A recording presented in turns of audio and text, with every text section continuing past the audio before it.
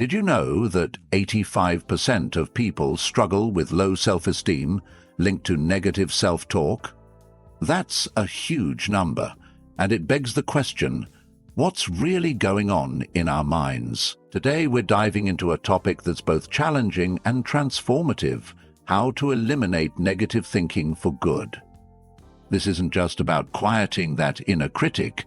It's about taking control of our thoughts and empowering ourselves to live a more fulfilling, confident life. Stoicism, an ancient philosophy, offers powerful tools to help us break free from the tyranny of negative thinking.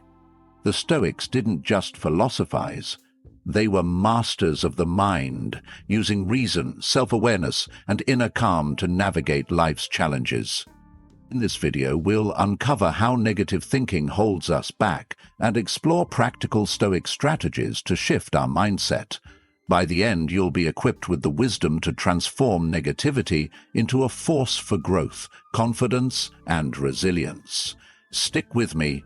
This is going to change the way you think. To find answers, we turn to the timeless wisdom of Stoicism. These ancient philosophers, mental warriors in their own right, understood something profound. Our thoughts are not merely background noise.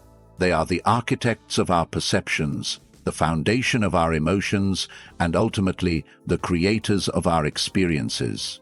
While we may not control the external events of our lives, we hold absolute power over how we interpret them. This is where the Stoics excelled, teaching us how to navigate life's challenges with rationality, courage, and inner calm. In this session, I'll guide you through understanding the impact of negative thoughts and, more importantly, exploring actionable strategies rooted in Stoic philosophy to dismantle them. Together, we'll uncover how to reclaim control over your inner narrative, crafting a mindset fueled not by fear or self-doubt, but by virtues like wisdom, courage, justice, and temperance. This isn't just another motivational talk. It's a call to action. It's a chance to challenge the beliefs that have held you back and discover a new way forward, one that is both practical and transformative. If you're skeptical, I get it. It's natural to question change, but I encourage you to stay with me. What we'll explore today may confront some deeply ingrained patterns, but it will also open the door to personal growth on a scale you might not have imagined. And before we dive in, let's take a moment to share this journey. If you know someone navigating their own path to self-improvement, share this video with them. Let's create a ripple effect of empowerment. And if these insights resonate with you, do us the simple favor of hitting that subscribe button to support this channel and join our growing community of thoughtful, purposeful individuals. Let's begin this powerful journey together, unlocking the tools to quiet negativity and embrace a life driven by clarity, strength, and purpose. Negative thinking isn't just an occasional nuisance or a fleeting bad mood. It's a pervasive issue that can dramatically impact every facet of our lives, from how we feel when we wake up in the morning to the choices we make about our health, careers, and relationships. These thoughts can be debilitating. But what really is negative thinking? At its core, it's a pattern of anticipating the worst, undermining our own efforts, and often assuming we are less capable or deserving than we truly are. Now, why do we fall into this trap? The Stoic philosophers believed that it's not the events themselves that disturb us, but rather our interpretations of these events. Epictetus famously said, "Men are disturbed not by things, but by the view which they take of them." This perspective is at the heart of understanding our problem with negative thinking. It's not necessarily the reality that constrains us. It's the lens through which we view our world. Carl Jung's exploration of the psyche provides further insight.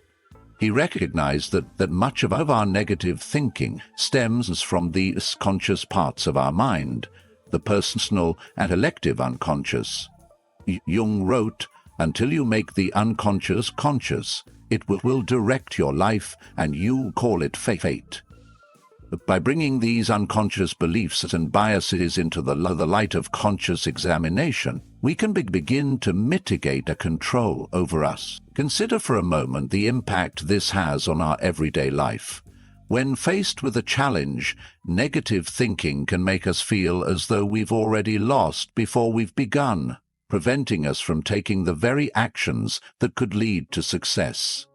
It's like being in a boat and rowing with all your might, but not realizing you're anchored to the shore. No matter how hard you try, you're not going anywhere. Stoicism teaches us to examine our thoughts critically and logically, to question the validity of these negative assumptions. Marcus Aurelius, in his Meditations, prompts us to reflect on our thoughts with scrutiny and to dismiss those that are irrational or unhelpful.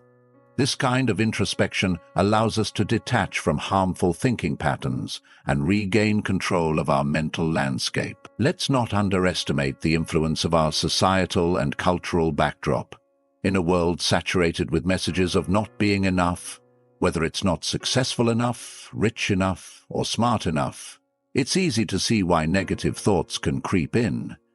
These messages often find fertile ground in the mind, sprouting weeds of doubt and insecurity that can choke our potential. This issue of negative thinking is what we're tackling today. It's not just about dismissing or avoiding negative thoughts, but understanding them deeply, questioning them thoroughly, and then replacing them with reasoned, constructive thinking. This Stoic approach isn't just about coping, it's about thriving. By mastering our thoughts, we master our perceptions and, ultimately, our lives. So, as we continue, let's keep in mind that each thought we choose to entertain and each one we decide to challenge is a step toward the kind of life we truly want to live. Understanding the origins of negative thinking is essential if we are to address it effectively. This isn't just about identifying bad habits. It's about uncovering the deep-seated roots that shape our perceptions and influence our mental landscape. Negative thoughts often sprout from a variety of sources: our upbringing, societal pressures, past failures, and sometimes the seemingly inconsequential comments from those around us. Each of these can plant seeds of doubt, fear, and limitation, which can mature into a persistent state of negativity. From a very young age, many of us are introduced to environments that might not foster positive self-esteem. Consider a child who is repeatedly told they are not smart enough, or an educational system that seems to reward only perfection. These experiences can significantly color our worldview. Aristotle once remarked, "We are what we repeatedly do."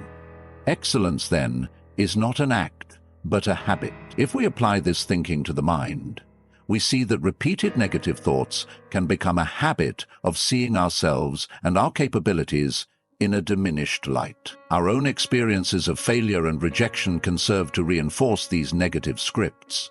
Every time we face a setback or encounter criticism, it can affirm a negative internal dialogue that whispers, "I knew I couldn't do it."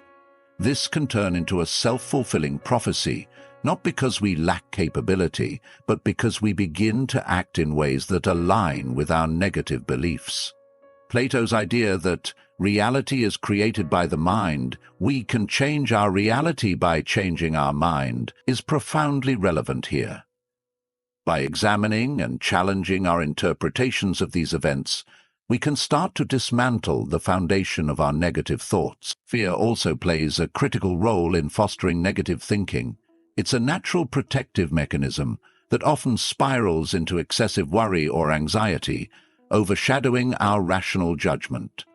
Fear of failure, fear of the unknown, and fear of rejection can all lead to catastrophic thinking, where the mind jumps to the worst possible outcomes. Stoicism offers a tool against this, the premeditation of evils, which involves visualizing the worst-case scenario in detail to lessen its emotional impact when or if it actually occurs. Carl Jung suggested, "Until you make the unconscious conscious, it will direct your life and you will call it fate."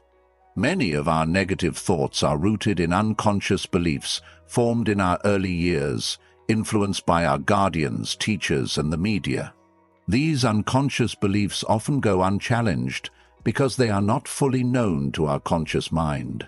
Making these beliefs conscious can rob them of their power and allow us to regain control of our thoughts. Moreover, societal and cultural pressures cannot be overlooked.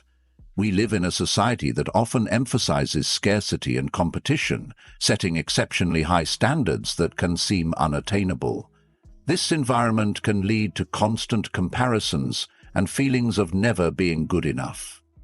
Stoicism teaches us to redirect our focus from external validation to internal virtues, encouraging us to measure success by our personal growth, rather than by comparison to others. The roots of negative thinking are varied and complex, involving personal history, emotional experiences, ingrained fears, and societal messages. However, by leveraging the wisdom of both Western philosophy and psychology, particularly the Stoic focus on controlling our perceptions and reactions, we can begin to understand and unravel these negative thought patterns. This deep understanding not only helps mitigate their effects, but empowers us to reconstruct our mental framework in a more positive and resilient way. When we talk about renewing our minds, we're not just suggesting a fleeting attempt to think more positively. We're advocating for a profound and enduring transformation of our internal dialogue. This is about cultivating a mindset that enables us not just to survive, but to thrive. The Stoic philosophers offer timeless guidance on how this can be achieved through the disciplined practice of reflecting on our thoughts and deliberately shaping them to foster resilience and peace. One of the central tenets of Stoicism is the idea that our emotions and reactions are the results of our judgments, which are within our power to change. Marcus Aurelius, a Stoic emperor and philosopher, once noted, "You have power over your mind, not outside events. Realize this, and you will find strength." This powerful assertion reminds us that renewal begins by seizing control of our thoughts, scrutinizing them for accuracy, and then aligning them with our true intentions and values. Aristotle also provides a valuable perspective here. He said, "Knowing yourself is the beginning of all wisdom." This introspective journey involves diving deep into our thought patterns and identifying those that serve us well versus those that sabotage our efforts. By becoming more aware of our thoughts, we can begin to challenge the negative ones that have perhaps become ingrained over time. This process of challenging and changing our thoughts isn't about denying our emotions, but about understanding them better and thus managing them more effectively. Moreover, Carl Jung's insights into the human psyche complement this Stoic wisdom beautifully.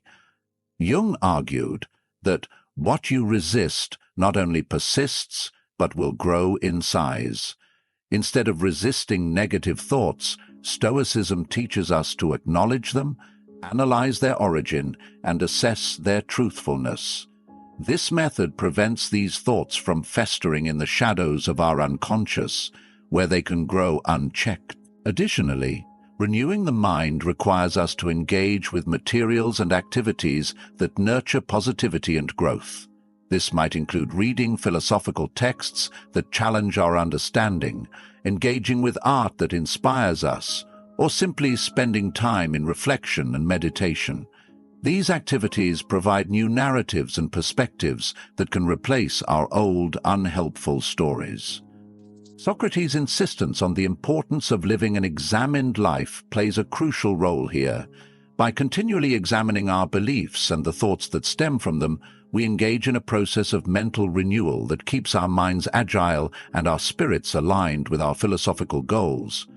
This ongoing examination isn't merely a task, but a way of living that keeps our internal world refreshed and attuned to the reality of our experiences. Plato also emphasized the importance of aligning with the forms, the ideal versions of justice, beauty, and goodness. In a similar vein, renewing our minds can be seen as an effort to align our thoughts with the most virtuous and empowered versions of ourselves. By aspiring to these ideals, we craft a self-concept that is robust, compassionate, and deeply wise. To put all of this into practice, we can start each day with a simple affirmation or a Stoic reflection that sets the tone for the type of thoughts we wish to nurture. Whether it's a quote from Epictetus about the power of our responses, or a Jungian mantra that reminds us of the strength found in facing our shadows, these daily practices are the building blocks for a renewed mind. This principle involves consciously choosing our environment, people, places, and media, that supports and enhances our mental and emotional well-being. As Seneca famously advised, associate with people who are likely to improve you. This guidance encourages us to be selective about our company and to cultivate relationships that inspire and challenge us to grow. Aristotle also touched on the importance of the company we keep when he discussed friendships. He categorized friendships into three types: those of utility, pleasure, and the good. The highest and most valuable form of friendship, the friendship of the good, is based on mutual respect and admiration of each other's virtues. They are inherently positive because they are rooted in a mutual striving for virtue and excellence. Moreover, Plato's allegory of the cave teaches us about the impact of our environment on our perception of reality. Those who lived in the cave believed shadows cast on the walls were reality, because that was all they had been exposed to. When one of them escapes and sees the world outside, he realizes the limitations of his understanding and becomes capable of achieving a higher state of knowledge. This metaphor beautifully illustrates how expanding our surroundings to include positive and enlightening influences can profoundly change our perspective and understanding. Carl Jung's ideas about the collective unconscious and the archetypes also provide insight into the importance of surrounding ourselves with positivity. According to Jung, our psyche is influenced by shared memories and ideas that form the collective unconscious.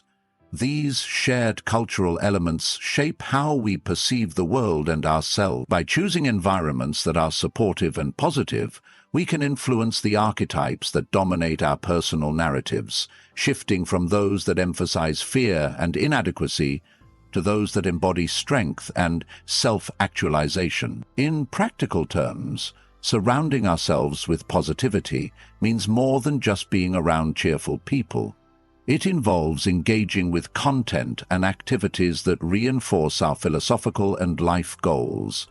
It means participating in communities, both online and offline, where discussions are rooted in encouragement and constructive feedback rather than criticism and negativity. It requires us to be vigilant about the media we consume, opting for books, films, and programs that inspire and educate, rather than those that perpetuate fear or despair. It also means creating an environment at home and work that reflects the values and virtues we admire. This can be as simple as keeping a clean and organized living space, which according to Stoic practice mirrors a clean and organized mind, or it could involve decorating our spaces with art and symbols that remind us of our philosophical commitments, like courage, justice, moderation, and wisdom. Seneca's words echo through time when he writes, "Hang on to your youthful enthusiasms, you'll be able to use them better when you're older." By surrounding ourselves with positivity, we are essentially hanging on to or cultivating enthusiasms that align with our better natures.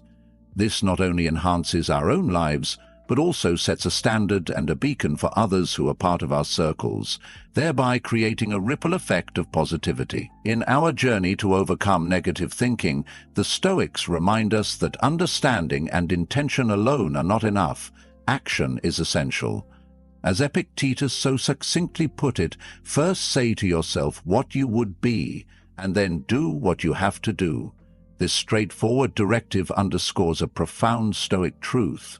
Our ideals must be manifested through our deeds, not just our thoughts. Taking action in the Stoic sense means engaging in behaviors and practices that reinforce our philosophical ideals. It involves making deliberate choices every day that align with our values of wisdom, justice, courage, and moderation. By embodying these virtues in our actions, we challenge the negative thoughts that claim we are incapable or unworthy, thereby rewriting our narrative to one of empowerment and self-efficacy. Aristotle also emphasizes the significance of action in his doctrine of the mean, where virtue is not just a state of mind but a state of character, resulting from the habitual practice of choosing the mean between excess and deficiency. This practice is inherently active.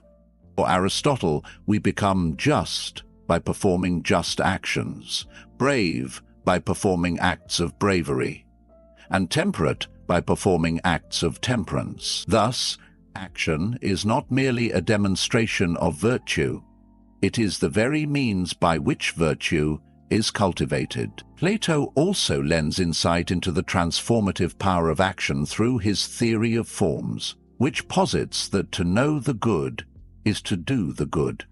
In other words, true knowledge, once attained, necessarily results in right action.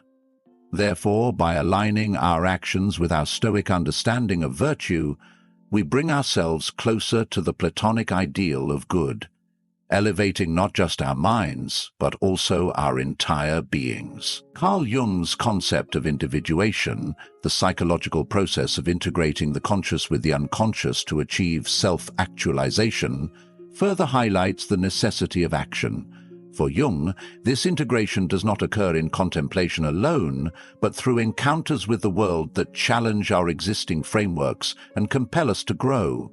He argues that you are what you do, not what you say you'll do, stressing that our true character and psychological maturity are expressed through our actions. Therefore, Stoic action involves more than just combating negative thoughts. It's about proactively living out the virtues that define Stoicism. It's about making choices, small and large, that reflect a commitment to self-improvement and philosophical integrity. Whether it's choosing to speak kindly in a difficult situation, opting to face a long-standing fear, or deciding to forgive someone who has wronged us, each action is a step toward becoming the person we aspire to be. Moreover, taking Stoic action means embracing the challenges that life throws our way as opportunities for growth. Instead of shying away from difficult circumstances, Stoics see these as arenas in which to practice virtue. Each challenge is a call to action, a chance to demonstrate resilience, practice patience, or reaffirm commitment to our principles. In practical terms, taking Stoic action can be as simple as setting daily goals that reflect our values, engaging in community service that fosters justice and kindness, or maintaining disciplines like journaling or meditation that encourage reflection and self-control. Each of these actions not only counters negative thinking, but also builds a stronger, more virtuous self. Stoic philosophy emphasizes that it's not only our actions that reflect our virtues, but also our speech. The power of words in shaping our reality cannot be overstated. Epictetus advised, "First learn the meaning of what you say, and then speak." This idea points to the inherent power of words to influence, not just express, our thoughts and emotions. Marcus Aurelius, in his personal writings, often reflected on how to communicate effectively and truthfully, emphasizing that our words should be seasoned with the virtues we cultivate, such as honesty, restraint, and kindness. By aligning our speech with these virtues, we reinforce our Stoic practice and extend its influence outward. Aristotle also contributes to this conversation with his concept of ethos, pathos, and logos, highlighting the persuasive power of speech. He argued that credibility, ethos, emotional connection, pathos, and logical argument, logos, are crucial components of effective communication. For Aristotle, the way we speak and the words we choose not only convey information, but also persuade and mold the world around us. Plato's dialogues also show a deep appreciation for the precision and impact of words. His Socratic dialogues, for instance, illustrate how Socrates used questions and dialogue to challenge assumptions and reveal deeper truths. Plato shows us that through careful and considered dialogue, we can guide others toward greater understanding and self-awareness. From a psychological perspective, Carl Jung's theories about the psyche resonate with the Stoic emphasis on mindful speech. Jung wrote extensively about the power of the unconscious and how language can both reflect and shape the unconscious impulses that drive our behavior.